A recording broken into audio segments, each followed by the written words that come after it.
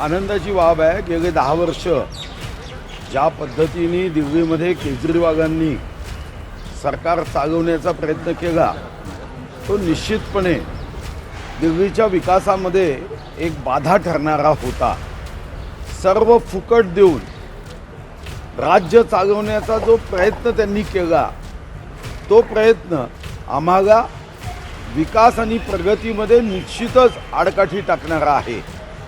आणि म्हणून तुम्ही बघितलं असेल तेलंगणा, त्यानंतर आंध्र आणि आता दिल्ली यामधून मतदारांनी हे सांगितलं की देशाच्या प्रगतीचा संकल्प करणारा $5 ट्रिलियन इकॉनॉमीचा संकल्प करून त्यासाठी कष्ट आणि मेहनत करणारा असे पक्ष, असे विचार विजयी झाले पाहिजे. आणि आता डबल इंजिनचं सरकार दिल्लीत आल्यानंतर मला विश्वास आहे की आमच्या देशाची ही राजधानी वेगाने प्रगतीपथावर जाईल आणि केजरीवालांचं जे असत्य कथन करत सरकार आणण्याचा जो 2दा प्रयत्न त्यांनी यशस्वी केला त्याला जनतेने आता योग्य समर्पक मतदानातून उत्तर दिलं. 25 वर्षानंतर विजयाकडे वाटचाल करताय, किती महत्त्वाचा वाटतो आणि यातनं काय मेसेज येईल असं वाटतं इतर राज्याच्या दृष्टीने? अरे दिल्ली जीती है तो आगे देश में हर राज्य जीतेगा. आता याचा निकालावर बिहारचा परिणाम निश्चित होणार आहे. बिहार अनुकूल असेल, मोठ्या प्रमाणावर बिहारमध्ये जागा भारतीय जनता पार्टी आणि नितीश कुमार यांच्या पक्षाचे निवडून येतील. काल खरं तर राहुल गांधींनी आरोप केला होता की भाजपमध्ये महाराष्ट्रात मतदान अचानक कसं काय वाढलं, संसदेत आहे ना हो, पराभवाची पूर्वतयारी आहे. तुम्ही तुमच्या परिसरामध्ये नापास होणारे विद्यार्थी असतील ना, एक नापास होणारा विद्यार्थी दाखवा की मी बुद्धिमान नाही म्हणून नापास झालो, सिलेबसच्या बाहेरचे प्रश्न आले, अशाच पद्धतीचं सांगितलं जातं. यावर काही फार गंभीरतेने बघण्याचं नाही.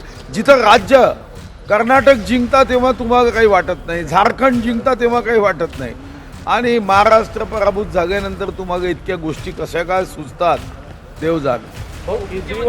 एकच नाही, काँग्रेसला फक्त एक जागेवर आघाडी आहे आता. काय सांगणार, पानिपत झालं काँग्रेसचं दिल्लीमध्ये? असं आहे, कोणत्याही पक्षाचं पानिपत झालं असं मी म्हणणार नाही. हे जैसा कर्म करेगा वैसा फल देगा मतदार. त्यांनी ज्या पद्धतीचं कर्म केलं तसं मतदार फळ देतो आहे. हो, केजरीवाल सुरुवातीपासून पिछाडीवर आहेत. 78 मतांनी ते मागे गेले होते. त्यामुळे आप तर थोडा मुख्यमंत्री म्हणजे माजी मुख्यमंत्र्यांनाही दिल्लीच्या जनतेने नाकारले. ज्यानी ज्यानी दारूचा हात पकडला, आता दारूचा द हा माणसाला दानवाचा द करतो. त्यांनी दारूच्या याच्यात जे स्कॅम केलं ना, ते स्कॅम हे निश्चितपणे लोकांना आवडत नाही. एकनाथ शिंदे साहेबांनी रात्री अमित शहाची दिल्लीत जाऊन भेट घेतल्याची माहिती आहे. पालकमंत्री पदावरून कुठेतरी नाराजी आहे, त्या संदर्भात चर्चा. मागं तर काही अमित भाई बोलले नाही, एकनाथ शिंदेही बोलले नाही. त्यामुळे त्या दोघांच्या चर्चेवर मी काय प्रतिक्रिया देणार आहे? कशावर चर्चा झाली, कशाची राजी नाराजी मला वाटत नाही यावर काही मी प्रतिक्रिया द्यावं. भाऊ, लाडकी बहीण योजनेमध्ये आता स्क्रुटिनी होत आहे, त्याला घेऊन महिलांमध्ये प्रचंड नाराजी आहे की निवडणुकीच्या तोंडावरच आधी सांगायचं होतं की या योजनेचा लाभ नेमका कोणाला मिळेल, आणि आता सगळ्यांना लाभ मिळाल्यानंतर पैसे न देण्यामुळे नाराजी पाहायला मिळेल. आधी सांगितलं नाही असं कोणी सांगितलं? अहो, कोणती योजना होते त्याच्या निकषाशिवाय होते का? ती योजना सुरू झाली तेव्हा 1001% त्याचे निकष ठरले होते की 4 चाकी व्हेकल नसावं, इन्कम टॅक्स पेअर नसावा, तो सरकारी नोकरीत नसावा, आमदार खासदार नसावा. हे तर निकष तेव्हाच ठरले होते. हां, फक्त तेव्हा जेव्हा अर्ज केलेत तेव्हा स्क्रुटिनी करायसाठी जो कालावधी होता तो कमी होता. ना निकष बदलले, ना आत्ता कोणी अडचण यावी असे निकष तयार केले आहे. निकष तेव्हाही होते. जर तुम्हाला माहिती आहे की हा निकष आहे आणि तुम्ही अर्ज भरला तर चूक कोणाची, सरकारची आहे का? नाही आहे. वाल्मिक करारचा हाका म्हणजे धनंजय मुंडे असा गौप्यस्फोट आहे, तो यांनी केलेला आहे, करुणा मुंडे आहे. नाही, ठीक आहे. तो असा आहे की ते पती पत्नी आहेत. पत्नी म्हणून त्यांच्याकडे जास्तीची माहिती असेल तर ते सांगत आहे, पण त्यावर मी काही प्रतिक्रिया देणं हे मला योग्य वाटत नाही.